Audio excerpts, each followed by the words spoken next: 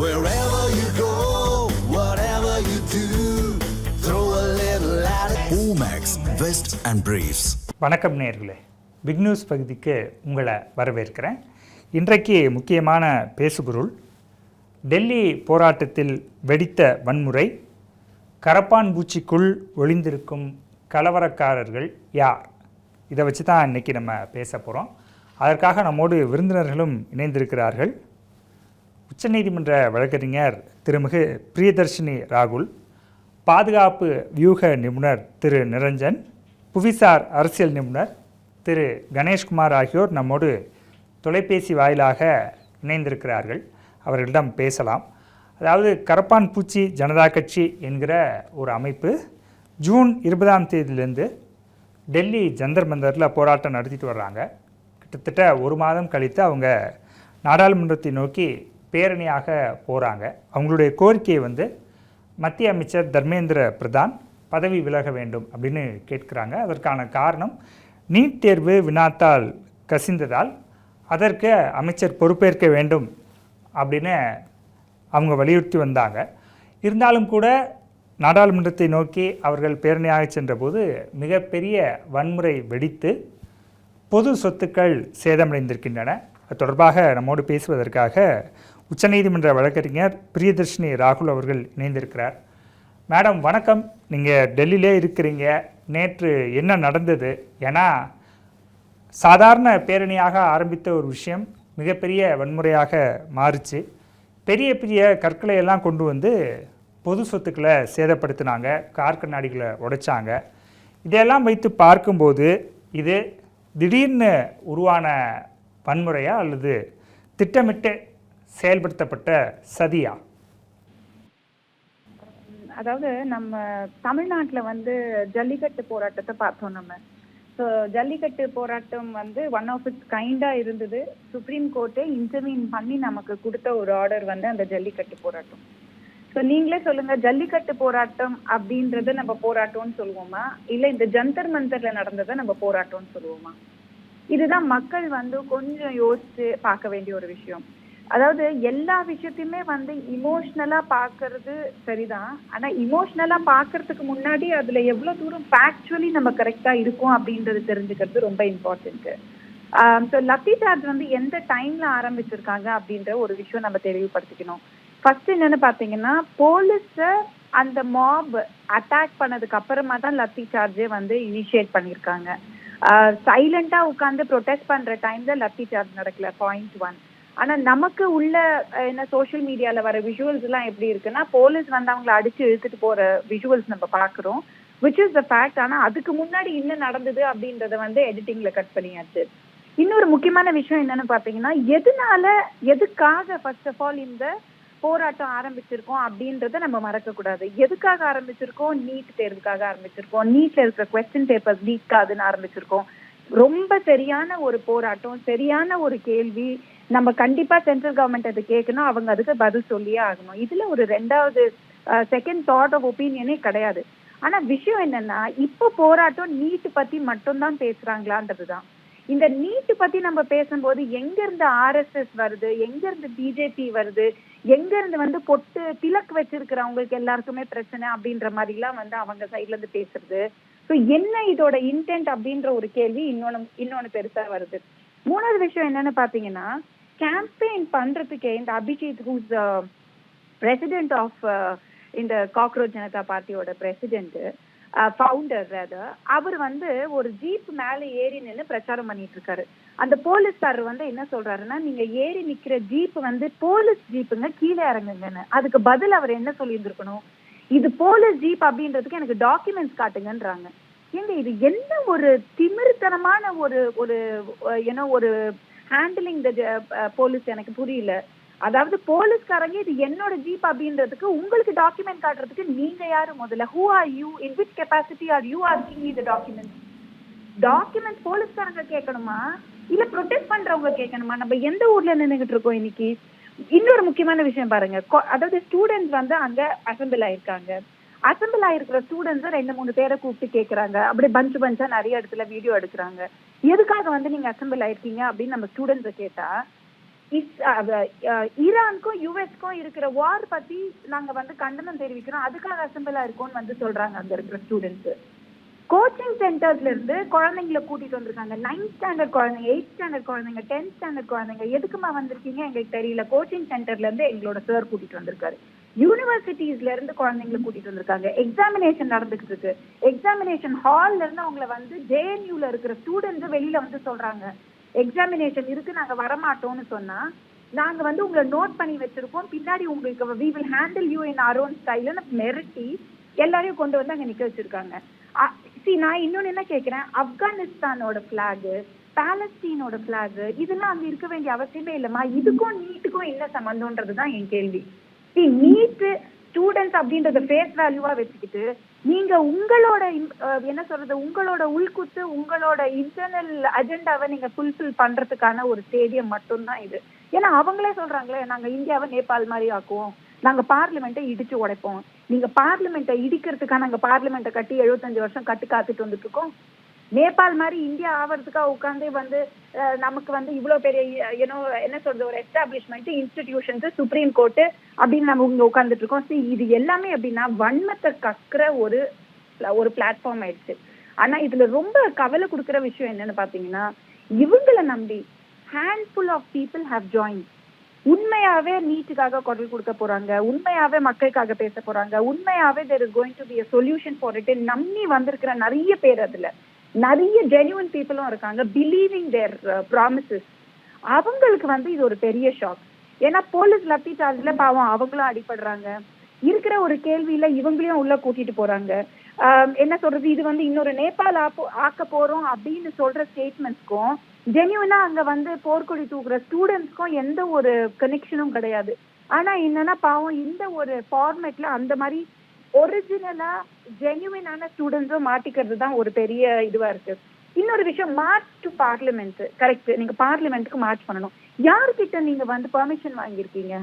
மீடியால நீங்க என்ன சொல்றது, நாங்க பார்லிமெண்ட்டுக்கு மார்ச் பண்ண போறோம். பார்லிமெண்ட்டுக்கு நீங்க மார்ச் பண்ணணும் அப்படின்னா நீங்க போலீஸ் கிட்ட இருந்து முதல்ல பெர்மிஷன் வாங்கியிருக்கீங்களா? அட்லீஸ்ட் இன்ஃபர்மேஷன் கொடுத்தீங்களா? யாருக்கு இன்டிமேஷன் கொடுத்தீங்க? இது என்ன எல்லாமே மீடியா அறிக்கையா இருக்கு? மீடியாவை பார்த்தே நம்ம நாட்டை நடத்த முடியாது இல்லைங்க. கிரவுண்ட் ரியாலிட்டின்னு ஒண்ணு இருக்கா இல்லையா? பார்லிமெண்ட்டை நோக்கி கிட்டத்தட்ட ஒரு 50,000-60,000 பேர் போறீங்க. அங்க இருக்கிற பார்லிமெண்ட் பேரிகேட்ஸை உடைக்கிறாங்க. பேரிகேட்ஸ் போட்டு வச்சா அந்த பேரிகேட்ஸை வந்து பிரேக் பண்ணி அது மேல ஏறி குதிச்சு உட்காந்து மாப் மாதிரி நீங்க பிஹேவ் பண்ணிட்டு இருக்கீங்க. இது ஸ்டூடெண்ட்ஸா இருக்கிறதுக்கான வாய்ப்பே கிடையாது. ஸோ ஸ்டூடெண்ட்ஸ்ன்ற பேர்ல இவங்க ஒரு மாபை கூட்டிட்டு வந்து உள்ள சேர்த்து ஆப்கானிஸ்தான் பாலஸ்தீனோட என்ன சொல்றது பிளாக்ஸ் இருக்கு அப்படின்னா நம்ம இதுக்கு மேல வேடிக்கை எதுவுமே கிடையாது இல்லைங்களா? இன்னொரு பெரிய கேள்வி, இவர் நம்ம அபிஜித் அவர்கள் திரும்பவும் சொல்றாரு, பிரைம் மினிஸ்டர் மோடிக்கு வந்து இங்க இருக்கிற சப்தம் எல்லாம் கேட்காது, அவர் நாடு நாடா சுத்துறவரு, அவருக்கு அந்த சப்தம் தான் கேட்கும். இதை பாருங்க, இன்னைக்கு இருக்கிற பிரைம் மினிஸ்டர் யாரு அப்படின்னு கேட்டீங்கன்னா நரேந்திர மோடி அவர்கள். அவரை வந்து அவரோட இமேஜை காப்பாற்ற வேண்டியது ஒரு இந்தியன் சிட்டிசனோட பொறுப்பு. We have elected. உங்களுக்கு பிடிச்சோ பிடிக்காமலோ இன்னைக்கு அவரு நம்ம பிரைம் மினிஸ்டர். அவரை பாதுகாக்கிறது, அவருக்கு மரியாதை கொடுக்கறது மட்டும்தான் ஒரு மினிமம் சிட்டிசனோட அழகு. ஸோ செகண்ட்லி ஸ்பீக்கிங், அவர் இன்டர்நேஷனல் டூர்ஸ் எதுக்கு போறாரு அப்படின்னா, இன்டர்நேஷனல் டூர்ஸ் போறதுனால மட்டும்தான் இந்தியால இவ்வளவு பெரிய ஸ்டாண்டர்ட் இன்டர்நேஷனலி நம்ம கொண்டு வந்திருக்கோம். Unlike other countries and other situations which India was before. இன்னைக்கு இந்தியா வந்து ஒரு குளோபல் ஸ்டேஜ்ல இந்தியாவுக்கு ஒரு ரெப்ரசன்டேஷன் இருக்கு, ஒரு மரியாதை இருக்கு அப்படின்னா அது இந்த மாதிரி ஒரு பிரைம் மினிஸ்டர் இருக்கிறதுக்கான ஒரு எக்ஸ்பிரஷன் மட்டும்தானே தவிர, இவர் இங்கே போறாரு அங்க போறாருன்னா இங்க போனாலும் அங்க போனாலும் நாடு எப்படி நடக்கணுமோ அது நடந்துட்டு இருக்கு. பட் அதனால நீட் நடந்தது கரெக்டா? கண்டிப்பா கிடையாது, தப்பு. சிபிஎஸ்இ இஷ்யூஸ் எல்லாம் கரெக்ட் இல்ல, தப்பு. ஆனா அதை அட்ரஸ் பண்ணணும் இல்லையா? நீங்க அதை போர்வையா போட்டுக்கிட்டு உங்களோட என்ன அஜெண்டாவோ அதை இன்டர்னலா கொண்டு போறது வந்து நியாயமா இருக்கிற விஷயம் கிடையாது. ஒருவேளை பேப்பர் லீக்குக்காக மட்டுமே இவர் வந்து ராஜினாமா செய்யணும் அப்படின்னா, கடந்த 20 வருஷத்துல 45 சச் இன்சிடென்ட்ஸ் நடந்திருக்குங்க. அந்த 45 பேப்பர் லீக்கிங் இன்சிடென்ட்ஸ்ல கிட்டத்தட்ட 25-30 பேப்பர் லீக்கிங் இன்சிடென்ட்ஸ் வந்து நான் பிஜேபி ஸ்டேட்ஸ்ல நடந்திருக்கு. அப்ப அங்கேயும் நம்ம அவங்கள மினிஸ்டர் ராஜினாமா பண்ணணும்னு நம்ம போர்க்கொடி தூக்கி இருந்திருக்கணும், டெக்னிக்கலி பண்ணியிருந்திருக்கணும். நம்ம பண்ணல, அது தப்பு. இது தப்பான்னு நான் சொல்ல வரல. அந்த டைம்ல நம்ம வந்து குரல் கொடுக்காதது தப்பு. ஐ எம் கிரேட்ஃபுல் இன்னைக்கு வந்து நம்ம அதை பத்தி பேசுறோம். ஆனா முக்கியமான விஷயம் என்னன்னா, தமிழ்நாட்டிலேயே வந்து யூனிவர்சிட்டிஸ்க்கு வந்து வைஸ் சான்சலர்ஸ் கிடையாது. தமிழ்நாட்டிலே வந்து பாத்தீங்கன்னா காலேஜஸ் நடத்துறதுக்கு டீச்சர்ஸ் கிடையாது, ஸ்கூல் நடத்துறதுக்கு ஸ்கூல் டீச்சர்ஸ் கிடையாது. அதே மாதிரி சூசைட் கேசஸ் நிறைய நடந்துகிட்டு இருக்கு. டிஎன்பிஎஸ்சில வந்து எத்தனையோ பேப்பர் லீக் ஆகுது. இதுக்கெல்லாம் யாரு பதில் சொல்றா? இங்க இருக்கிற தமிழ்நாட்டுல இருக்கிற நம்ம எல்லாம் கொந்தளிக்கணும்ல. ஓ மை காட், இந்த மாதிரி ஜந்தர் மந்தர்ல இவ்வளவு பேர் சேர்ந்துட்டாங்க. தமிழ்நாட்டுல இருக்கிற விஷயத்த யாரு கேள்வி கேட்கறது? இத்தனை வருஷமா தமிழ்நாட்டுல இதெல்லாம் நடக்காம இருந்திருக்கா? இந்த கொந்தளிப்பு, இந்த கேள்வி எல்லாம் நம்ம தமிழ்நாட்டுக்கு ஏன் கேட்கல? மேடம், தொடர்ந்து பேசுவோம், நீங்கள் இணைப்பிலே இருங்க. அடுத்ததாக பாதுகாப்பு யூக நிபுணர் திரு நிரஞ்சன் அவர்களிடம் பேசலாம். நிரஞ்சன் வணக்கம். இப்போ ஒரு மாதமாக போராட்டம் நடக்குது, பார்லிமெண்ட் வேறு கூட போகுது. அப்போ இந்த போராட்டம் வேறு பாதையில் செல்கிறது அல்லது அதற்கான வாய்ப்பு இருக்கிறது அப்படின்னு கணிக்க காவல்துறை தவறிவிட்டதா? கணிக்க தவறிவிட்டதுன்னு நான் எப்படி சொல்ல முடியும்? உதாரணத்துக்கு சதீஷ் குலிச்சான்றவர் வந்து டெல்லி போலீஸ் கமிஷனர் இருந்தாரு. அவரை கரெக்டா ஜூலை 17 அவரை மாற்றம் செய்து எப்பயுமே அந்த ப்ரொசீஜரை ஃபாலோ பண்ணதில்லை. அது மாதிரி ஒரு விஷயத்தை பண்ணதும் இல்லை, எந்த அரசாங்கமும் பண்ண மாட்டாங்க. ஆனா ஃபர்ஸ்ட் டைம் ஒரு ஐபில மத்திய உளவுத்துறையில ஸ்பெஷல் டைரக்டர் அந்தஸ்தில் இருக்கும் ஒரு அதிகாரியை டெல்லி போலீஸ் கமிஷனராக அப்பாயிண்ட் செய்யறாங்க, அனுராக் குமார். அவர் வந்த பிற்பாடுதான் சோனம் வாங்சுக், முதல் தேச விரோத சக்தி என்பதே சோனம் வாங்சுக் தான். அவருக்கு வெளியில இருந்து வரக்கூடிய பணம், குறிப்பிட்டு சொல்லணும்னா ஸ்வீடன்ல, சுவிட்சர்லாந்துல இங்க இருந்து வரக்கூடிய பணம் அவருக்கு நின்று போயிருக்கு. ஆல்ரெடி அவர் தேசிய பாதுகாப்பு சட்டத்துல கம்பி எண்ணிட்டு இருந்தவர். ஒரு சில மாதங்கள் முன்னாடி தான் அவர் வெளியே வந்தாரு. அது இல்லாம சோனம் வாங்சுக்கோட முதல் மனைவி ரெபேக்கான்னு சொல்றவங்க வந்து அவங்களுக்கும் ஜார்ஜ் சோரோஸோட ஓபன் சொசைட்டிக்கும் இருக்கிற லிங்க் எல்லாருக்கும் தெரிந்த விஷயம். அது இல்லாம சோனம் வாங்சுக்கே வந்து அசோகா ஃபெலோஷிப் அப்படின்னு சொல்லிட்டு ஒண்ணு இருக்கு. இதுல அரவிந்த் கெஜ்ரிவாலுக்கும் பணம் வருது அமெரிக்கா மூலமாக, கிட்டத்தட்ட $40,000 அதே போல சோனம் வாங்சுக்கும் பணம் வருது $40,000 ஏன் சோனம் வாங்சுக் அவர் ஒரு நாளைக்கு வெபினார் அட்டன் பண்ணனாலே ஒரு வெபினாருக்கு வந்து அவர் சார்ஜ் பண்ற காசு 1 ஹவருக்கு 1 மணி நேரத்துக்கு 4 லட்சம் ரூபாய் வாங்குறாரு. அதே நேரா வந்து ஆஃப்லைன்ல நேரா போய் பேசணும்னா 10 லட்சம் ரூபாய். இது மாதிரி ரேட் கார்டை வச்சு பணம் வசூல் பண்ற நபர். ஃப்ரீயா பண்ணி தரணும்னா அவரோட ட்ரஸ்ட்டுக்கு 1.5 கோடி ரூபாய் கொடுக்கணும். ஏன் அவரோட மனைவி வந்து அவர் உண்ணாவிரதத்துல 20 நாள் உட்கார்ந்து அவரை கைது செய்யற வரைக்கும் அந்த அஞ்சலி நிகம் அவங்க சொல்றவங்க வந்து அவங்க ஏன் வரவே இல்லை? லடாக்ல இருந்து ஒருத்தர் கூட, அவர் லடாக்கை சேர்ந்தவர் தானே, ஒருத்தர் கூட ஏன் வரல? அவர் இந்தியாவை நேபாள் ஆக்குவேன்னு சொல்லிட்டு அவர் சொன்ன கருத்துக்கு முன்னாடியே இது ஒன்றும் புதுசு இல்லை. அவர் தேச விரோத சிந்தனையை தூண்டுறதும் தேச விரோத பேச்சுக்களை பேசுறதும் 2007 இதே காங்கிரஸ் இன்னைக்கு போய் யாரு கூட போய் சப்போர்ட் பண்ணிட்டு இருக்காங்களோ அவங்க வந்து ஆளுங்கட்சியா இருந்த யூபிஏ கவர்மெண்ட் இருக்கும்போது அன்னைக்கு இருந்த டிஸ்ட்ரிக்ட் கமிஷனர், அதாவது டிப்டி கமிஷனர் லே, அதாவது நம்மளோட கலெக்டர் ரேங்க் அப்படின்னு வச்சுக்கோங்களேன், அவர் வந்து சோனம் வாங்சுக்கை பத்தி எழுதின சுற்றறிக்கை இன்னைக்கும் வலைதளத்துல அவைலபிள். சோனம் வாங்சுக்கோட அமைப்பும் சோனம் வாங்சுக்கும் தேச விரோத செயல்களில் ஈடுபட்டுள்ளார்கள், ஆன்டி நேஷனல் ஆக்டிவிட்டிஸ் அப்படின்னு சொல்லிட்டு முத்திரை குத்தப்பட்ட நபர். சரி, இந்த தீப்கேக்கு வரலாம். அபிஜித் தீப்கே பாஸ்டன்ல தான் 198 விதமாக எப்படி ஒரு அரசை கவிழ்க்க முடியும்னு சொல்லிட்டு ஒரு பிரசுரத்தை வெளியிட்டாங்க. அந்த பிரசுரமானது முதல்ல வெளிவந்தது ஜார்ஜ் சோரோஸோட ஓபன் சொசைட்டி ஃபவுண்டேஷனோட சேர்ந்து சர்தா பப்போவிக் அப்படின்னு சொல்ற ஒரு நபர். அது அவர் வந்து செர்பியாவை சேர்ந்தவர். அவர் வந்து பாஸ்டன்ல தான் அதை ஃபர்ஸ்ட் வெளியிட்டார். இந்த அபிஜித் தீப்கே எங்க இருந்து வந்த நபர்னு பாருங்க, பாஸ்டன்ல இருந்து. கரப்பாம்பூச்சி எப்படி அமெரிக்கால இருந்து வந்ததோ இந்த கரப்பாம்பூச்சியும் அமெரிக்கால இருந்து வந்து இங்க அமளிய பண்ணிட்டு இருக்கு அபிஜித் தீப்கே என்ற கரப்பாம்பூச்சி. 2வது, இந்த கற்கள் எங்கிருந்து வந்தது?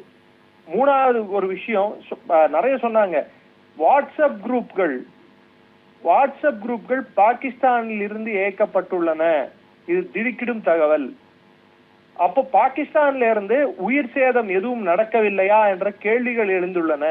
ஜமாத்தே இஸ்லாமி பங்களாதேஷ் அடிப்படைவாத அமைப்பு, வேணும்னா உங்களுக்கு நான் அதை அனுப்பி வைக்கிறேன். ஜமாத்தே இஸ்லாமி பங்களாதேஷ் வந்து இந்த போராட்டக்காரர்களுக்கு தன் ஆதரவை தெரிவித்துள்ளது. இந்தியாவுக்கு எதிரான சக்திகள் இந்த போராட்டத்தில் ஏன் பங்கேற்கின்றன, ஏன் ஆதரவளிக்கின்றன? இது இல்லாம ஃபோர்ட் ஃபவுண்டேஷன் சொல்லவே தேவையில்ல. ஃபோர்ட் ஃபவுண்டேஷன் யாரோட சப்சிடரின்னு பார்த்தா ராண்ட் கார்பரேஷன் யாரோட அமைப்புன்னு இப்ப எடுத்து பாத்தீங்கன்னா சிஏஏவோட ஒரு என்ன சொல்றது, ஒரு ஃப்ராண்ட்னு சொல்லுவாங்க. ஃப்ராண்ட்னு சொன்னோம்னா அவங்க வெளிப்படையா சிஏஏக்காக செய்யக்கூடிய வேலைகளை ரேண்ட் கார்பரேஷனை வச்சுதான் செய்வாங்க. ஸோ அமெரிக்காவோட உளவமைப்பும் ஜார்ஜ் சோரோஸோட ஓபன் சொசைட்டி ஃபவுண்டேஷனும், இன்னொரு பக்கம் பாத்தீங்கன்னா பாகிஸ்தான். ஏன்னா இந்த காக்ரோச் ஜனதா பார்ட்டி நான் சொல்ல மாட்டேன், ஏன்னா ஜனதான்றது வந்து இந்த நாட்டோட மக்கள் தான் ஜனதாவா இருக்க முடியும். அது காக்ரோச் எப்படி ஜனதாவா முடியும்? அது காக்ரோச் பார்ட்டி. அது நீங்களே இப்ப நிறைய பட்டியல் போடுறீங்க, இவ்வளவு விஷயங்கள் இருக்கு அப்படின்னு. அதே மாதிரி கற்கள் எப்படி வந்தன அப்படின்னு கேட்டீங்க. நான் அதை முதல் கேள்வியாகவே கேட்டிருந்தேன். இப்போ என்ன அப்படின்னா, இவ்வளோ விஷயம் தெரிஞ்சிருக்கிறது, அப்போ நம்ம அவங்க என்ன செய்ய போகிறாங்க அப்படிங்கிறத ப்ரெடிக்ட் பண்ணி தடுத்திருக்க வேண்டும் இல்லையா? அப்போ இன்டெலிஜென்ஸ் ஃபெயிலியர் ஆகுது. நோ, ப்ரெடிக்ட் பண்ணி தடுத்திருந்தாங்கன்னா இன்னைக்கு அவங்க எக்ஸ்போஸ் ஆகிருக்க மாட்டாங்க. அவங்க முகத்திரை கிழிக்கப்பட்டிருக்காது. தடுத்திருந்தாங்களோ இல்ல துப்பாக்கி சூடோ இல்ல வேற ஏதாவது விதத்துல நம்ம கையாண்டு இருந்தோம்னா உயிர் சேதங்கள் ஏற்பட்டிருந்தால் இந்த சோகால் இந்த காக்ரோச் மூவ்மெண்ட்டுக்கு இன்னும் கொஞ்சம் தீனி போட்ட மாதிரி ஆயிருக்கும். இன்னைக்கு அவங்க மீடியாவை கேலி செய்ததும், மீடியாவை டார்கெட் பண்ணி கோதி மீடியான்னு கத்துனதும், ரெண்டாவது எனக்கு தெரிஞ்ச டைம்ஸ் நோ நாவிகா குமார் அவங்களோட சேனல்லையும் நேற்று போட்டு காட்டினாங்க, 2 ஜெர்னலிஸ்ட மொலஸ் பண்ணிருக்காங்க. அதாவது அத்துமீறி தேவையில்லாத இடங்களை அவர்களை தொட நினைத்தார்கள் இந்த காக்ரோச் கட்சியை சேர்ந்தவர்கள். யூபியில இருந்து நிறைய பேர் வந்திருக்காங்க, உத்தரப்பிரதேசத்துல இருந்து இந்த ப்ரொடெஸ்டுக்கு. அங்க யார் எதிர்கட்சின்னு உங்களுக்கும் தெரியும். பஞ்சாப்ல இருந்து வந்திருக்காங்க. அவங்க நினைச்ச அளவுக்கு மொபிலைசேஷனும் நடக்கல. அந்த வந்தவர்கள் வந்து மாணவர்களும் அல்ல. குறிப்பிட்டு இந்தியாவில் ஒரு நல்லது நடக்க வேண்டும் என்றால் டெல்லியில் ஒரு தேச விரோத ஒரு பல்கலைக்கழகம் ஒன்று இருக்கிறது. தேசத்துக்கு எதிரான சிந்தனையை தூண்டுவது மட்டும்தான் அவர்கள் முழு நேர வேலையாக செயல்படும் பல்கலைக்கழகம். அதை முதலில் மூடினாலோ இல்லை அதில் இருக்கும் ஆசிரியர்கள் யாரெல்லாம் இந்திய ஒருமைப்பாட்டுக்கும் ஒற்றுமைக்கும் பங்கம் விளைவிக்கிறார்கள் என்று தெரிந்து கொண்டு அவர்கள் வேலையில் இருந்து அப்புறப்படுத்தினாலே இந்தியால இது மாதிரியான ஒரு டெல்லியில இது மாதிரியான எதிர்ப்புகள் வராமல் தொடர்ந்து பேசுவோம். தற்போது நம்மோடு கணேஷ்குமார் அவர்கள் இணைந்திருக்கிறார், புவிசார் அரசியல் வியூக நிபுணர். திரு கணேஷ்குமார், நம்ம அந்த காட்சிகளை பார்த்தோம்.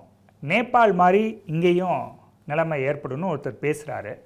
இவ்வளவு தைரியமாக நாட்டுக்கு எதிராக பாராளுமன்றத்துக்கு பக்கத்தில் இருந்துக்கிட்டு ஒருவர் பேசுகிறார்னா அவருக்கு பின்னணியில் இருப்பவர்கள் யார்? இந்த கரப்பான் பூச்சிக்குள் ஒளிந்திருக்கும் கலவரக்காரர்கள் யார்? இதன் பின்னணியில் அந்நிய சக்திகள் இருக்கிறதா? Jain sir, first of all வந்து நோய் நாடி நோய் முதல் நாடி அதை தணிக்கும் வாய் நாடி வாய்ப்பு அப்படின்னு சொல்லி திருக்குறள் இருக்கு இல்லையா? ஸோ அந்த காக்ரோச் ஜனதா பார்ட்டி அப்படின்றது வந்து முதல்ல ஒரு பதிவு செய்யப்பட்ட ஒரு இயக்கமா அப்படின்றது முதல்ல பார்க்கணும். முதல்ல எடுத்தோடனே நீங்க கேஸே ஃபைல் பண்ணணும்னு நினைச்சீங்கன்னா கூட முதல்ல cockroach Janata party is not a registered party with election commission of India. So பேர்ல மாத்திரம்தான் அது பார்ட்டி இருக்கே தவிர நம்ம ஊர்ல இந்த கல்யாண பார்ட்டி அப்படின்னு சொல்றோம்ல, அந்த மாதிரி ஒரு பார்ட்டி தான். இந்த பார்ட்டிக்கு வந்து ஒரு ரெஜிஸ்ட்ரேஷனோ இல்ல ஒரு ரெஸ்பான்சிபிலிட்டியோ கிடையாது. ஸோ இது வந்து ஃபர்ஸ்ட் பாயிண்டா நான் பதிவு பண்றேன். ஏன்னா இதை வந்து இதுக்கான ட்ராக்ஷன் எங்க இருந்து வருது அப்படின்னா இன்ஸ்டாகிராமு, அப்புறமா யூடியூப், அந்த மாதிரி இருக்கக்கூடிய சோசியல் மீடியாவும், அப்புறமா மோஸ்ட்லி வெஸ்டர்ன் கண்ட்ரீஸோடைய நியூஸ் மீடியா சேனல்ல தான் இவங்களுக்கு வந்து இந்த மாதிரி ஒரு பெரிய என்ன சொல்றது ஃபோக்கஸ் கொடுத்து ஒரு ஃபோக்கஸ் மூலமா இந்தியாவில ஒரு ரெஜிம் சேஞ்ச் ஆபரேஷன். இதுக்கு முன்னாடி நிரஞ்சர் சார் சொன்னாரு, அதுக்கு முன்னாடி பிரியதர்ஷன் மேம் சொன்னாங்க. 2 பேர் சொன்னதையும் நான் என்ன சொல்ற ஒரே ஒரு விஷயத்த பார்க்கணும்னா, நேபாள், பங்களாதேஷ், பாகிஸ்தான், ஸ்ரீலங்கா இது எல்லாமே நம்மளுக்கு முன்னாடி இருந்த நாடுகள். இவங்க எல்லாருமே என்ன சொல்ற ரெஜிம் சேஞ்ச் நடந்த நாடுகள். ஸோ இதைதான் அவங்க ஃபோக்கஸ் பண்றாங்க. இது ஏன் இவங்க ஃபோக்கஸ் பண்றாங்க அப்படின்னு பார்த்தா, ஸோ இவங்களால வந்து மற்ற நாடுகள்ல பண்ண மாதிரி ஒரு ரெஜிம் சேஞ்சை இந்தியால கொண்டு வர முடியல. ஸோ அதனால இவங்க வந்து வெளியில இருந்து ஆளுங்களை உள்ள கொண்டு வர்றதுக்காக தான். சரி, அபிஜித் பாத்தீங்கன்னா அவர் எங்க இருந்தாரு? யூஎஸ்ல தான் இருந்தாரு. ஸோ இப்ப சோனம் வாங்சுக் அமெரிக்கன் மாப்பிள்ளை, ஸோ அப்படிதான் எடுத்துக்கணும். ஸோ இன்னும் அவருடைய ஃபவுண்டேஷன் ஒர்க்கிங்ல தான் இருக்கு. அவருடைய முதல் மனைவியும் அவரும் சேர்ந்து ஆரம்பித்த ஃபவுண்டேஷன் இன்னைக்கும் இருக்கு. அது வந்து எஃப்சிஆர்ஏல வந்து ப்ராப்ளம்ல இருக்கு. ஸோ இப்ப இந்த ப்ராப்ளம் எல்லாமே எங்க வந்து ஒண்ணு கூடுது அப்படின்னா இந்த பார்லிமெண்டரி செஷன்ல எஃப்சிஆர்ஏக்கான ஒரு சட்ட திட்டம் மசோதா கொண்டு வருவதற்காக இந்திய அரசாங்கம் முன்னெடுத்திருக்கிறது. சோ அதை வந்து தடுத்து நிறுத்துவதற்காகவும் அதன் மூலமாக இங்கே செயல்படுகின்ற சில வெளிநாட்டு சக்திகள் இன்னும் அப்படியே அந்த சக்தியை தக்க வைத்துக் கொள்வதற்காகவும் ஒரு வழியா சான்ஸ் கிடைச்சதுன்னா இங்க அந்த ரெஜிம் சேஞ்சும் பண்றதுக்கான வாய்ப்பு இருக்குதா அப்படின்னு ஆழம் பார்ப்பதற்காகவும் மட்டுமே இந்த சிஜேபின்றத இந்த மே மாசம் ஒண்ணுமே கிடையாது. அதாவது நம்ம ஊர்ல எல்லாம் 2 வருஷம் கட்சி ஆரம்பிச்ச பிறகு ஆட்சியை பிடிச்சதெல்லாம் நம்ம பார்த்தோம். ஆனா மே மாசம் 16ஆம் தேதி ஆரம்பிச்ச கட்சி இன்னைக்கு வந்து பார்லிமெண்ட்டை இடிக்கிற, அதாவது இன்ஸ்டாகிராம்ல மட்டுமே நடக்கக்கூடிய கட்சி. அதாவது எலெக்ஷன் கமிஷன்ல கூட பதிவு பண்ணல இன்னும். சோ இன்ஸ்டாகிராம்ல இருக்கக்கூடிய ஒரு கற்பாம்பூச்சி கட்சி மே மாசம் 16ஆம் தேதி ஆரம்பிக்கப்பட்ட கட்சி ஜூலை மாசம் 16ஆம் தேதி பார்லிமெண்ட்டை இடிப்போம், மோடி அவர்களை கொல்வோம் அப்படின்னு அவங்க வந்து ஒரு திட்டத்தை முன்னெடுக்கிறாங்க அப்படின்னா இது கண்டிப்பா இங்க இருக்கக்கூடிய மாணவர்களோ இங்க இருக்கக்கூடிய உள்நாட்டு, அதாவது பிரச்சனை வந்து இவங்க வந்து கோல் போஸ்ட மாத்திட்டே இருக்காங்க.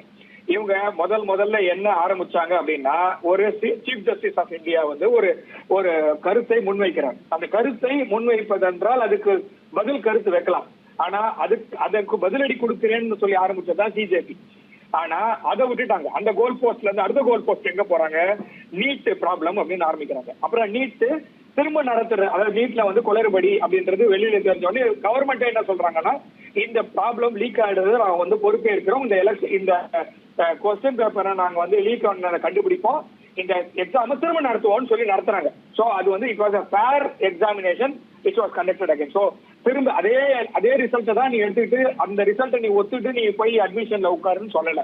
கவர்மெண்ட் என்ன சொல்லுச்சுன்னா திரும்ப வந்து ஒரு தேர்வு நடத்துறோம், அந்த தேர்வுல என்ன மார்க் வாங்குறியோ அது பேஸ் பண்ணி ஒரு எல்லாருக்கும் சமமான ஒரு இது கொடுக்குறோம் சொல்லி பண்ணாங்க. அதுலயும் திரும்ப பிரச்சனை, அதுல இருந்து நீட்டை மூடிட்டு நீட் பிரச்சனையில இருந்து மினிஸ்டர் ரெசிக்னேஷன் அப்படின்னு போகுது. சோ இப்ப கோல் போஸ்ட் எப்படி மாறிடுச்சு, அதுக்கப்புறமா ஜுடிஷியரி ரெஸ்ட்ரிக்ஷன்ஸ் அப்படின்னு கொண்டு வராங்க. சோ அதுக்கப்புறமா என்ன பண்றாங்க, ஓட்டிங் ரைட்ஸ் போய் நிக்கிறாங்க. அதுக்கப்புறமா ஜம்மு அண்ட் காஷ்மீருக்கு 370வது சரத்தை திரும்ப கொண்டு வா அப்படின்னு சொல்றாங்க. அதுக்கப்புறமா உமன் ரெப்ரசன்டேஷன்ல கொண்டு வந்து, அதாவது மாறிக்கிட்டே இருக்காங்க. இன்னொன்னு ஏன்னா இவங்களுக்கு கிட்ட ஒரு ஐடியாலஜின்னு ஒண்ணு கிடையாது. இவங்க வந்து just pushing the goal post to survive. தொடர்ந்து பேசுவோம். திருமிகு பிரியதர்ஷினி, இந்தியாவில் சட்டம் ஒழுங்கை சீர்குலைக்கிறது தான் இவங்களுடைய நோக்கம் அப்படின்னு ஒரு பெரிய குற்றச்சாட்டு முன்வைக்கப்படுகிறது. அப்படி தான் இதை பார்க்கணுமா? ஆக்சுவலி நான் சொன்ன மாதிரி இனிஷியலா ஸ்டார்ட் பண்ணும்போது வந்து இது நீட்டுக்கு எதிர்த்து இல்ல எஜுகேஷன் மினிஸ்ட்ரி வந்து ஒழுங்கா செயல்படல அப்படின்றத எதிர்த்து பண்றாங்க அப்படின்னும் போது நமக்கும் அது ஆமா சரிதானே, அப்படித்தானே இருக்கணும் அப்படின்ற நோக்கம் எல்லாருக்கும் ஆரம்பிக்கிறதுல இருக்கு. ஆனா போக போக பாத்தீங்கன்னா இந்த மாதிரி இது ஒரு கலவரமா மாறுறது, உட்கார்ந்து இதனால ஜெனரல் பப்ளிக்கு வந்து அவங்க கொடுக்குற நியூசன்ஸா இருக்கட்டும், ரோட்ல வந்து டிராபிக்கா இருக்கட்டும், அதாவது 20 நிமிஷம் டைம் எடுக்க வேண்டிய ஒரு டிஸ்டன்ஸ் நேத்து 1.25 மணி நேரம் ஆச்சு வந்து போய் ரீச் ஆகிறதுக்கு. குழந்தைங்க வந்து வெளியில நடமாட பயப்படுறாங்க, முதியோர்கள் வெளியில நடமாட பயப்படுறாங்க. இது வந்து ஸ்டூடெண்ட் ப்ரொடெஸ்ட் மாதிரி தெரியலீங்களே. ஸ்டூடெண்ட் ப்ரொடெஸ்டா இருந்ததுன்னா இந்த அளவுக்கு கலவரம், இந்த அளவுக்கு வயலன்ஸ் இருக்கிறதுக்கான வாய்ப்பே கிடையாது. சோ ஸ்டூடெண்ட் ப்ரொடெஸ்ட் அப்படின்ற ஒரு பேர்ல இவங்க அவங்களோட அஜெண்டாவை உள்ள கொண்டு வராங்க அப்படின்றதுல எல்லாம் ஒரு ரொம்ப தெளிவான ஒரு சீன் தான் இப்ப நம்ம எல்லாம் பாத்துக்கிட்டு இருக்கோம். இப்போ ரெண்டாவது விஷயம் என்ன அப்படின்னா, இப்ப நீங்க இவ்வளவு பேரை சேர்த்திருக்கீங்க, கரெக்ட், இவ்வளவு பேர் அங்க சேர்ந்து இருக்காங்க, நிறைய பேர் வாலண்டரியா சேர்ந்திருக்காங்க.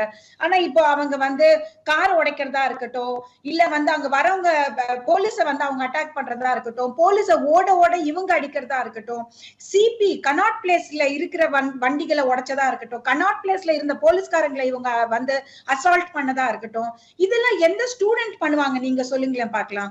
படிக்கிற பிள்ளைங்க இந்த மாதிரி எங்கேயாவது நீங்க பண்ணி பார்த்திருக்கீங்களா? படிக்கிற பிள்ளைங்களே சொல்றாங்க யூனிவர்சிட்டியில இருந்து எங்களுக்கு விருப்பம் இல்லைன்னா கூட நீங்க கண்டிப்பா வந்தே ஆகணும்னு எங்களை இழுத்து பிடிச்சு கூட்டிட்டு வந்திருக்காங்க அப்படின்றதுதான் அவங்க இது சொல்லிட்டு இருக்காங்க. ரெண்டாவது விஷயம், நேஷனல் பிளாக் வச்சிருக்கீங்க, ஓகே, அது ஒரு நியாயம். ஆனா அந்த நேஷனல் பிளாக் கீழே விழக்கூடாது அப்படின்ற ஒரு சின்ன இங்கீதம் கூட உங்களுக்கு கிடையாது. நீங்க எல்லாம் என்ன நேஷனல் பிளாக கையில புடிச்சிட்டு நிக்கிறீங்க?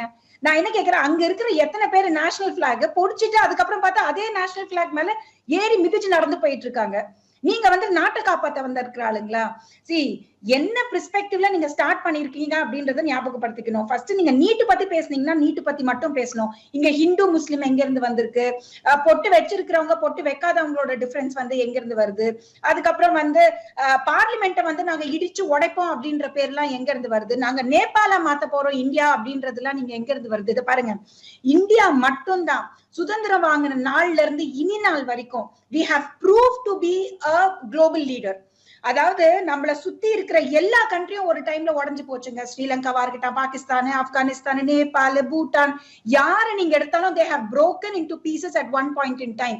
இந்த மாதிரி 10,000 சிச்சுவேஷன்ஸ் இந்தியா பார்த்து ஏன்னா அது ஏறி மிதிச்சு நம்ம முன்னாடி வந்தாச்சு. சோ இந்த மாதிரி ஒரு விஷயத்தினால இந்தியாவே உடஞ்சு போயிடுமா, நேபாள் மாதிரி நம்ம ஆயிடுமா அப்படின்னா நம்மளுக்கு சிரிப்பு தான் வருது இதுல. ஆனா இதுல நோக்கத்தை பாருங்க. அதாவது நீங்க என்ன சொல்றீங்க, நாங்க நாட்டுக்காக சண்டை போடுறோம், நாட்டுக்காக முன்னாடி நிக்கிறோம்னு சொல்லிட்டு நாட்டை உடைக்கிறத பத்தி பேசுறீங்க. ஒருத்தங்க எப்படிங்க பார்லிமெண்ட்டை உடைக்கிறத பத்தி பேசலாம்? how can you talk about breaking a parliament? நீங்க எந்த விதத்துல வந்து நேஷனல் ஸ்பிரிட்டோட வந்து அங்க நிக்கிறீங்க? ஆப்கானிஸ்தான்ல இருக்கிறவங்களுக்கும் பாலஸ்தீன்ல இருக்கிறவங்களுக்கும் இந்த பிரச்சனைக்கும் என்னங்க சம்பந்தம்? அவங்களோட பிளாக் எதுக்கு இங்க வந்து நிக்குது? இங்க 370 பாயிண்டே கிடையாது. அங்க வந்திருக்கிற ஸ்டூடெண்ட்ஸே சொல்றாங்க எங்களை கூப்பிட்டது நீட்டு பத்தி பேசணும்னு சொல்லிட்டு கூப்பிட்டாங்க.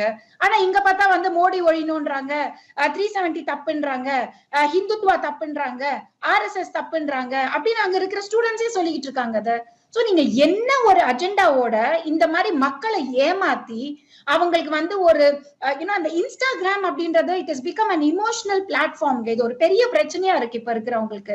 இன்ஸ்டாகிராம்ல ஒரு ரீல் பார்த்தாச்சு அப்படின்னா அது உண்மை நம்பிடுறோம் நம்ம. அதுக்கு முன்னாடி பின்னாடி என்ன இருக்குன்னு நம்ம யோசிக்க மாட்டேன்றோம். போலீஸ்காரங்க அடிக்கிறாங்க அப்படின்ற ஒரு வீடியோவை நம்ம சர்க்குலேட் பண்ணியாச்சு. போலீஸ்காரங்க எதுக்கு அடிச்சாங்கன்ற வீடியோ யாரும் சர்க்குலேட் பண்றது இல்ல. போலீஸ்காரங்களை போய் இவங்க மாப்ஸ் போய் போலீஸ்காரங்க மேல போய் அடிச்சு அவங்க கை காலை உடைச்சு லேடி ஆபீசர்ஸ் ஷோல்டர் டிஸ்லோகேட் பண்ணி இதுக்கப்புறமா ஆப்வியஸ்லி லத்தி சார்ஜ் பண்ணுவாங்க. அதுதானேங்க, that's how the police controls mob இல்லையா? நீங்க அவங்களுக்கு சொல்லி கொடுக்குற மாதிரி இருக்குல்ல, நீங்க எப்படி வேலை செய்யணும் நான் சொல்லித்தரேன் உங்களுக்கு அப்படின்ற மாதிரி. போலீஸ்காரங்க வண்டி மேல ஏறி நீங்க போய் நிப்பீங்க. அப்பா இது ஏன் வண்டி கீழே இறங்குங்கன்னா நீ எனக்கு பேப்பர்ஸ் காட்டுன்னு சொல்லுவீங்களா?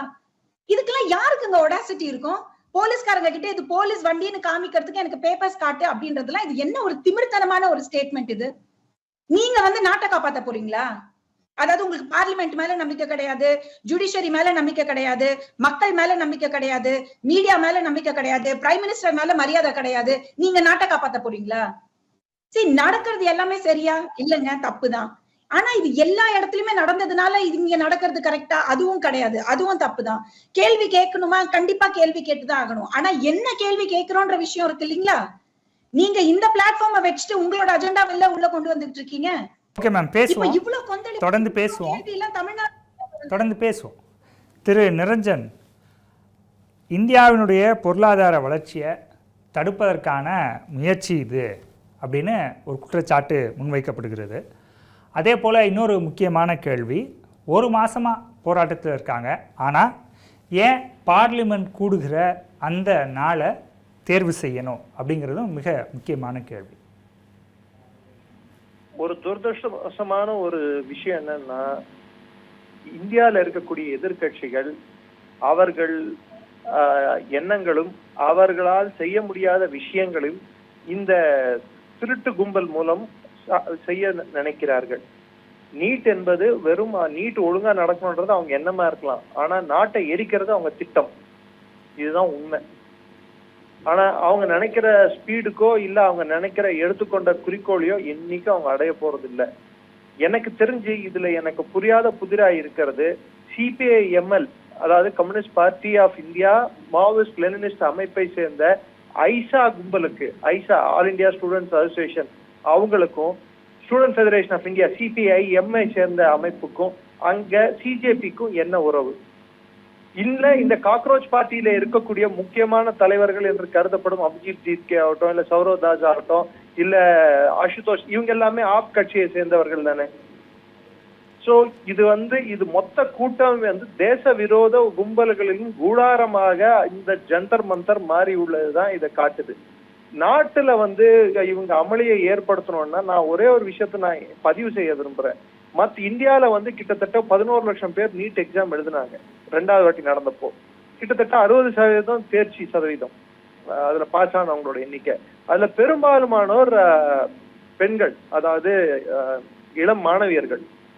அவங்க எல்லாம் வந்து போராடுறாங்களா? யாருமே போராடலையே. அவங்கவுங்க வேலையை பார்த்துட்டு போனாங்க சார். நிறைய பேர் ஸ்டாஃப் செலக்ஷன் போர்டு எக்ஸாமுக்கும் யூபிஎஸ்சிக்கும் ஒரு வாட்டி தேர்வு எழுதி பாஸ் ஆகாம, 2 வாட்டி பாஸ் ஆகும், 3 வாட்டி பாஸ் ஆகும், 4வது அட்டெம்ப்ட் எல்லாம் கொடுத்தவங்க இருக்காங்க சார். இது மாதிரி பல தேர்வுகள்ல வந்து ஒரு வாட்டி ஃபெயில் ஆனா கூட இன்னொரு வாட்டி அட்டெம்ப்ட் இருக்கு சார். நான் அதுக்கன்ட்டு வந்து தேர்வு வந்து லீக் ஆனதை வந்து நான் நியாயப்படுத்த விரும்பல. அதே சமயத்துல தற்கொலையோ இல்ல இது மாதிரியான தப்பான முடிவுகளோ இளைஞர் சமுதாயத்துக்கு நல்லதில்லைன்ற சொன்னா அது ஒரு நியாயம் இருக்கு, அதுல ஒரு அர்த்தம் இருக்கு. அதை விட்டு நாட்டோட அரசியல் சாசன சட்டத்தையே மாத்துவேன், நாட்டோட ஒருமைப்பாட்டுக்கு நான் வந்து பங்கம் விளைவிக்கும் செயல்களில் ஈடுபடுவேன், இந்த மாதிரியான எண்ணமும் எண்ணோட்டமும் வந்து யாருக்கு வரும்னு நினைச்சீங்கன்னா இந்த கம்யூனிச சிந்தனை கொண்ட கட்சிகளுக்கு மட்டும்தான் இது வரும். ஏன்னா உலகம் ஃபுல்லா அவங்க அமளியிலையும் போராட்டங்கள் மூலம் தான் ஆட்சியை பிடிச்சிருக்காங்க. அது மாதிரி thrive on anarchy அப்படின்னுவாங்க. சட்ட ஒழுங்க வந்து சீர்கெடுத்து நாங்க வந்து யாருன்னு காட்டுறது. ஏன்னா இன்னைக்கு மாவோயிசம் முழுமையாக அழிக்கப்பட்டுள்ளது இந்தியால. கிட்டத்தட்ட அது விளிம்பு நிலைக்கு சென்று விட்டது. திரும்ப அதை ரீஇன்வென்ட் பண்றதுக்கும் திரும்ப அதுக்கு புத்துயிர் ஊட்டுறதுக்கும் முயற்சிகள் நடக்கின்றன. இதுக்கு அந்நிய சக்திகளும் கைகோர்க்கின்றன. அதுல ஒரு பங்காதான் இந்த ஒரு நீட் பிரச்சனையை நான் இந்த சிஜே காக்ரோச் பார்ட்டியோட இதை நான் பாக்குறேன். கடைசியா என்னோட ஒரே ஒரு விஷயம் நான் சொல்லிக்க விரும்புவது, அமெரிக்க தூதரகம் டெல்லி செல்வதை தடுக்கவும் சொல்லிட்டு, இல்ல இந்தியா செல்வதை தடுக்கவும், குறிப்பிட்டு டெல்லி செல்வதை தடுக்கவும் அப்படின்னு சொல்லிட்டு ஒரு சுற்றறிக்கை தூதரகம் பிரஸ் ரிலீஸ் கொடுத்துருக்கு அவங்களோட டிராவலர்ஸ்க்கு. அப்போ இந்த பிரச்சனை நடக்க போகுதுன்னு முன்கூட்டியே அமெரிக்காவுக்கு தெரியுமா? தெரிந்திருந்தால் அமெரிக்காவின் கை இந்த பிரச்சனையில் இருக்கிறது. அந்நிய சதி இதில் அம்பலமாகிறது. அப்பேற்பட்ட சூழ்நிலையில் அபிஜித் தீப்கே இருக்க வேண்டிய இடம் ஜந்தர் மந்தர் அல்ல, தீஹார் சிறை. சரி, ரொம்ப முக்கியமான பாயிண்ட்டை சொல்லியிருக்கிறீங்க. எதிர்காலத்தில் இது மாதிரி நடக்காமல் இருக்கணும்னா நம்ம என்ன மாதிரியான நடவடிக்கைகளை எடுக்கணும்னு நினைக்கிறீங்க? எதிர்காலத்துல இந்த மாதிரி பிரச்சனைகள் நடக்காம இருக்கணும்னா முதல்ல ஃபர்ஸ்ட் நீட்டுக்கே வந்தாலே இந்திய அரசு ஒரு முக்கியமான முடிவு ஒண்ணு எடுத்திருக்கு. நீட் தேர்வு வந்து ஆன்லைன் மூலம், இப்போ ஐஐடி என்ட்ரன்ஸ் இது மாதிரி அவங்க வந்து டைரக்டா ஆன்லைன் மூலம் நடத்துவதற்கு அவங்க வழிவகுத்துள்ள மர தேர்வு எல்லாம் அப்படிதான் நடக்க போகுது. அடுத்து இன்னைக்கு தர்மேந்திர பிரதான் மீது இவர்கள் கொண்டுள்ள கோபம் வெறும் நீட்டுக்காக மட்டுமல்ல, அவர் வந்து நேஷனல் எஜுகேஷன் பாலிசியை முழுமையா இம்ப்ளிமெண்ட் பண்ணியிருக்காரு. குறிப்பிட்டு கம்யூனிஸ்டுங்க வந்து அவங்க அப்பா வீட்டு சொத்துன்னு நினைச்சிட்டு இருந்த எக்கனாமிக்ஸும் ஹிஸ்டரியும் பொலிட்டிக்கல் சயின்ஸ் சிலபஸும் மாறி இருக்கு, பள்ளிகள்ல இருந்து கல்லூரிகள் வரை. இது அவங்களால ஜீர்ணிக்க முடியல கம்யூனிஸ்ட் சித்தாந்தம் கொண்ட நபர்களால். ஓகே சார், ஏன்னா அவங்க எழுதுனதான் தொடர்ந்து பேசுவோம். திரு கணேஷ்குமார், இதுக்கு பின்னாடி வந்து யாருடைய கை இருக்கிறது அப்படின்னு நிரஞ்சன் அவர்கள் பல்வேறு சந்தேகங்களை எழுப்பினார். உங்கள் பார்வையில் இது எதுவும் டீப் ஸ்டேட் முயற்சியா, இல்லை வந்து அந்நிய சக்திகள்னால் யாருக்கெல்லாம் இதில் பங்கு இருக்கலாம், ஒரு யூகமாகவும் அல்லது ஒரு அனுமானமாகவும் கேட்குது? ஒரு 3-4 மாசத்துக்கு முன்னாடி வடகிழக்கு இந்தியாவில் வான் டைக் என சொல்லப்படுகின்ற அமெரிக்காவோட ஆபரேட்டிவ், அவர் வந்து ரெஜிம் சேஞ்ச் ஆபரேஷன்ல எக்ஸ்பர்ட், லிபியால ஒர்க் பண்ணிட்டு இருந்தவர். இங்க வந்து ஒரு 6 உக்ரைனியர்களோட கைது செய்யப்பட்டார். அவர் இப்போது ஜெயில இருக்காரு, இந்தியாவோட ஜெயில இருக்காரு. இது வந்து ஒரு பாயிண்ட். அதுக்கப்புறமா போன வாரம் ஒரு 10 நாளுக்கு முன்னாடி ஒரு உக்ரைனிய நாட்டு பெண்மணி 2022லயே இந்தியாவில் தங்கி இருக்கும் பொழுது விசா எக்ஸ்பைரி ஆகிவிட்டது. ஆனாலும் 2022க்கு அப்புறமாக அவர் உக்ரைன் திரும்ப செல்லவில்லை. அவரை வந்து திரும்ப ஒரு நேபாள் பார்டர்ல கைது செஞ்சிருக்காங்க. அது ஒண்ணு. 2வது நியூஸ். 3வது நியூஸ், யுஎஸ் உடைய கடற்படையை சார்ந்த முன்னாள் ராணுவ வீரர் ஒருத்தர் நேபாள் பார்டரை கிராஸ் பண்ணும் போது அங்க இருக்கக்கூடிய எல்லை பாதுகாப்பு படைகளால் கைது செய்யப்பட்டு அவரும் இப்போது விசாரணைக்குள்ளிருக்கிறார். அவருக்கும் வந்து ப்ராப்பர் விசாவோ, நம்ம கேட்கக்கூடிய கேள்விக்கு எந்த ஒரு ப்ராப்பரான பதிலோ இல்லை. இந்த 3 நிகழ்வையும் நான் வந்து இதோட கனெக்ட் பண்ணிக்கிறேன். யூகே, யுஎஸ், அப்புறமா யூரோப்பியன் யூனியன் எல்லாமே யுக்ரைன் மேல காட்டக்கூடிய அந்த விஷயத்த மற்ற நாடுகள் மேல காமிக்கிறாங்களா பாருங்க. இதுல வந்து யுஎஸ்க்கும் யுக்ரைனுக்கும் இந்த நாட்டுல என்ன வேலை? ஏன்னா போன தடவை மாட்டினது ஒரே ஒரு அமெரிக்கர் 6 யுக்ரைனியர்கள். அதே மாதிரி இப்ப ஒரு யுக்ரைனியர் பெண்மணி, ஒரு அமெரிக்க முன்னாள் ராணுவ வீரர். சோ இது மாதிரி எடுத்துப்போம். சோ இதே விஷயத்த பங்களாதேஷ்ல பண்ணியிருக்காங்க இவங்க. இதே மாதிரிதான் பங்களாதேஷோடைய ரெஜிம் சேஞ்ச் ஆபரேஷன்ல இதே மாதிரிதான் ஆரம்பிச்சது. இதே மாதிரி மாணவர் புரட்சின்னு ஆரம்பிச்சது. அங்கேயும் இந்த மாதிரி என்ன சொல்றது, இடஒதுக்கீடு மசோதாவில் ஆரம்பிச்சு கடைசியில ஷேக் ஹசீனா நாடு கடத்தப்படுற. ஓகே கணேஷ்குமார், இதையே நான் உங்களுடைய இறுதி கருத்தாக எடுத்துக்கிறேன். பிரியதர்ஷினி மேடம், உங்களுடைய இறுதி கருத்து மிகவும் சுருக்கமாக, இது அடுத்த கட்டமாக இந்த கேஸ் எப்படி போகும்னு நினைக்கிறீங்க? ராகுல் காந்தி உள்ளிட்டோருடைய எதிர்க்கட்சிகளின் செயல்பாடுகளை எப்படி பார்க்குறீங்க? ரொம்ப சுருக்கமாக. ராஜீவ் காந்தி அவர்கள் வந்து இப்போ பிரதமர் மோடி அவர்களை போய் பார்க்கணும்னு சொல்லிட்டு அவர் வீட்டுக்கிட்ட போய் அங்க வந்து சாரி ராகுல் காந்தி, ராகுல் காந்தி அவர்கள் வந்து அங்க மோடி அவர்களை போய் பார்க்கணும் அப்படின்னு சொல்லிட்டு அங்க செக்யூரிட்டி இஷ்யூஸ் இருக்கிறதுனால இப்போதைக்கு வேண்டாம் அப்படின்னு சொல்லி இருந்திருக்காங்க. பட் ஆனா எனக்கு என்ன புரியலன்னா, மோடி அவர்கள் நேத்து வந்து பார்லிமெண்ட்ல தான் இருந்தாரு. சோ பார்லிமெண்ட்ல அவரை பார்த்திருந்திருக்கலாம். இல்ல அப்படி பார்லிமெண்ட்ல அவரை பார்க்க முடியலன்னா அவருக்கு வந்து பார்லிமெண்ட்லயே வந்து there are 1000 other ways that you can meet the prime minister as a leader of opposition. நீங்க ரோட்டுக்கு வந்து மக்களுக்கு வந்து இவ்வளவு பெரிய டெமான்ஸ்ட்ரேஷன் காமிச்சுதான் நீங்க பிரைம் மினிஸ்டரை போய் மீட் பண்ணி பேசணும்ன்ற அவசியம் கிடையாது. இன்னொரு முக்கியமான விஷயம் என்னன்னா, உண்மையாவே இதை பத்தி நீங்க டிஸ்கஸ் பண்ணிருக்கணும் அப்படின்னு நீங்க நினைச்சிருந்தீங்கன்னா, நீங்க ஏற்கனவே லோக்சபால இதை பத்தி பேசுறீங்க, ராஜ்யசபால இதை பத்தி பேசுறீங்க, மல்லிகார்ஜுன கார்கே அவர்களும் இதை பத்தி பேசியிருக்காரு. நீங்க வந்து அத பார்லிமெண்ட்லயுமே ரொம்ப ஸ்ட்ராங்கா சொல்லிட்டு இருந்திருக்கீங்க. இந்த நீட் தேர்வோட பேப்பர் லீக் வந்து கம்ப்ளீட்லி அப்போசிங் இட் அப்படின்றத நீங்க ஒரு ஸ்ட்ராங்கான ஸ்டாண்டா எடுத்தாச்சு. இந்த ஒரு ஃபாஸ்டிங் இன் ஜந்தர் மந்தர் வந்து ஒரு 3 வாரமா நடந்துகிட்டு இருக்கு. நீங்க அந்த 3 வாரத்துல எப்ப வேணாலும் போய் பிரைம் மினிஸ்டர் பார்த்திருந்திருக்கலாமே. சோ இவ்வளவு பெரிய டிராமடைஸ் பண்ணதுக்கு அப்புறமா, மீடியா கவரேஜ் வந்ததுக்கு அப்புறமா போய் பார்லிமெண்ட்ல நீங்க பிரைம் மினிஸ்டரை பார்க்காம அவர் வீட்டுல போய் நான் அவரை பார்க்கணும் அப்படின்னு சொல்லிட்டு வாசல்ல போய் நிக்கிறது எல்லாம் எனக்கு என்ன தோணுதுன்னா, மக்கள் சேவைக்கு விட மக்களுக்கு வந்து there's a lot of drama which is happening in the political field அப்படின்ற மாதிரி தான் இருக்கு. சோ வந்து யாரு வந்து நல்ல ஃபுட்டேஜ் கொடுக்க முடியும், யாரு வந்து நல்ல டிராமடைஸ் பண்ண முடியும்ன்ற கேள்விதான் இப்ப இருக்கே தவிர, மக்களுக்கு வந்து யாரு சொல்யூஷன் கொடுக்க முடியும், மக்களுக்கு ஒரு பிரச்சனை வரும்போது அதுக்கு தீர்வு என்ன அப்படின்றதுக்கு வந்து ரொம்ப கம்மியான ஒரு எஃபர்ட்ஸ் தான் இருக்கிற மாதிரி தெரியுது.